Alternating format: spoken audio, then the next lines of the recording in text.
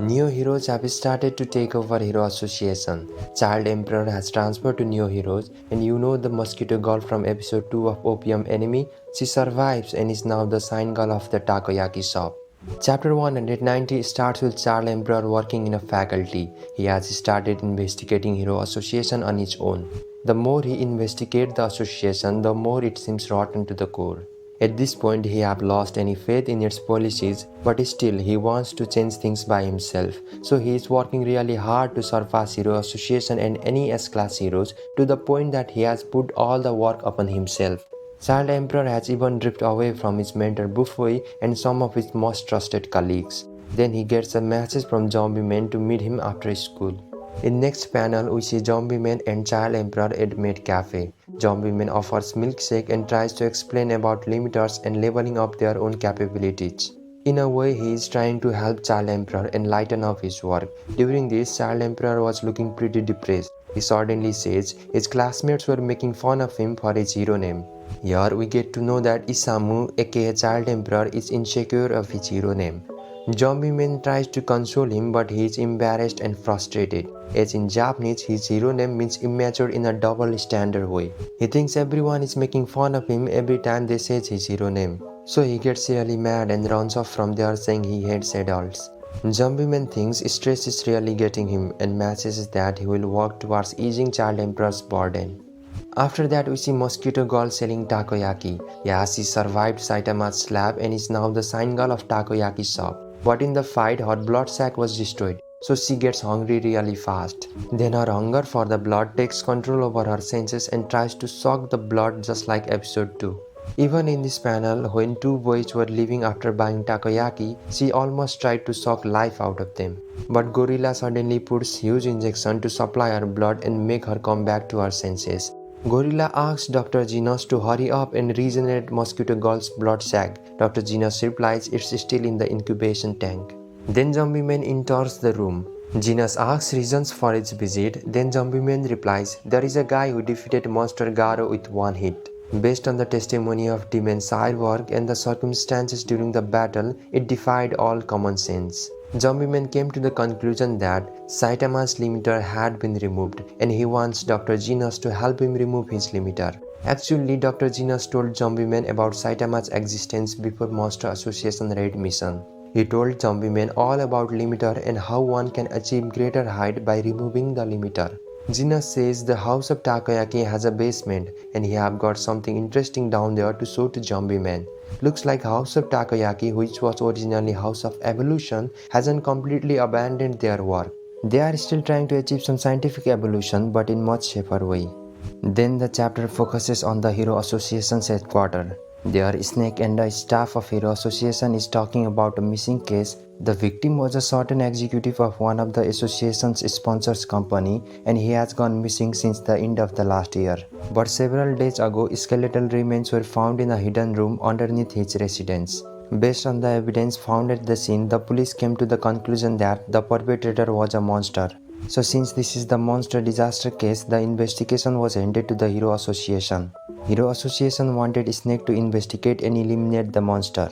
Staff gave all the data they had. Since incident happened 2 years ago, it would take some time to solve the case. For now, Association wanted to show the police and the family they were doing their best. Staff tells Snake to sign the paper and they will have the contact fee transferred to him within the week. Association wants Snake to decide on how to proceed and solve the case. When Snake was going out through a hallway, he crossed paths with Child Emperor. Child Emperor asks Snake, did the association put him in charge of the missing case? Snake was focused on documents of the case. He gets flustered and asks Child Emperor, how did you know that? Child Emperor screams not to call him Child Emperor. Now he is with stylish glass and a stylish cloth. He got Child Emperor name tag and wrote Isamu on his personal belonging box. Snake asks what's with that outfit and Isamu replies just felt like a change. Isamu continues on saying that case was bothering him and he took the liberty of doing a little research and figured out about it. Actually, among the executives of Hero Association, there are vile individuals who runs illegal business sites selling captured monsters and kaiju as pets and ornaments.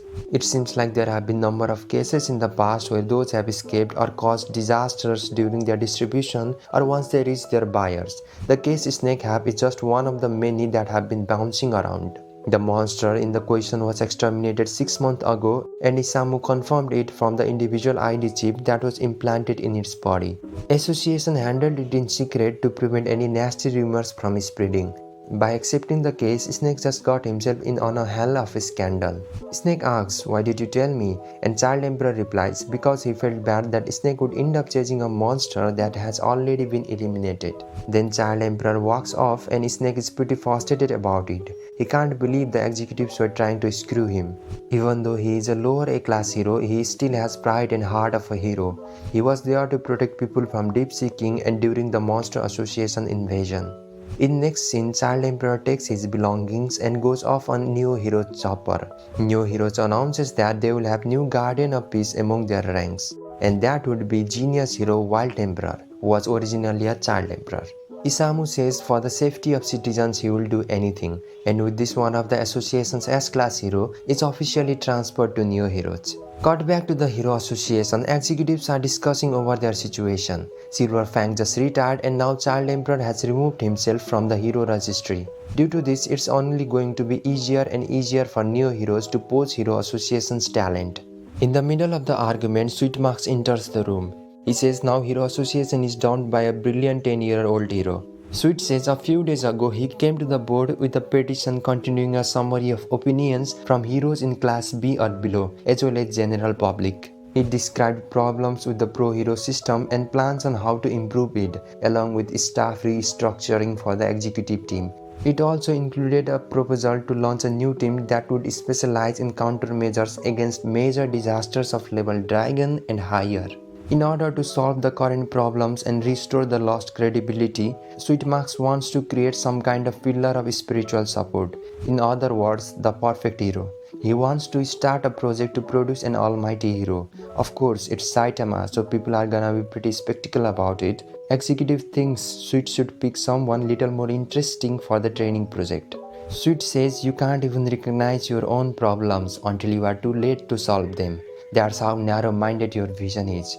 While all the executives were sitting and getting absolutely nothing done, Sweetmax have been expanding its connections in all areas, politics, governments, and business. And now he thinks it's the best time to make use of them. Sweet says the future of the association depends upon the success of the project and tells them not to drag it down, and all the members agrees on it. McCoy suddenly gets called and he steps out of the room.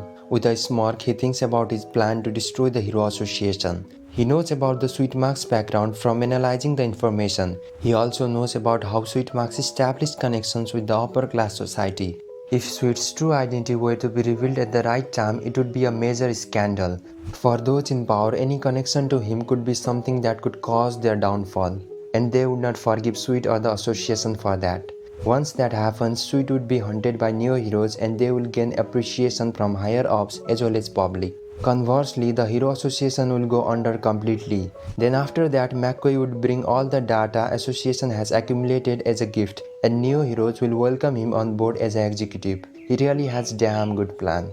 Then he receives a call and talks with this guy called Mr. Ryomen from Neo Heroes. Looks like Ryomen from Neo Heroes is also responsible for hero gambling, along with some executives of Hero Association. Ryomen says he is looking forward to the customers of hero gambling heading over Neo Heroes. There they can bet on monsters instead of just heroes, and it can become real hard competition, as monsters just keeps on multiplying and getting stronger. Well, looks like Hero Society is doomed to fail. Neo Heroes are no better than Hero Association. Even if Neo Heroes were to overthrow Hero Association, it would be the classic case of one bad guy overtaking another bad guy's place. There is no change for the greater good, and all those corruptions that were carried out under Hero Association will repeat again, only this time the medium will be the Neo Heroes. These acts of both organizations will directly affect the political and economical aspect of opium world, and that's not really good right now. People are already under so much tension and fear from the Monster Association's invasion. This chaos will further push them over the edge. General public and politicians will divide among these two parties, and things can go so much tense that people and even society might hit their breaking point. All the pain and hatred people have for losing their loved one might get directed towards one party, and that would literally destroy them. These events that are unfolding in the manga has strength to show the dark nature of our society, but that will all depend upon the writer. Well, what are your opinion on it? Let me know it in the comment section. I'm NJ and see you soon.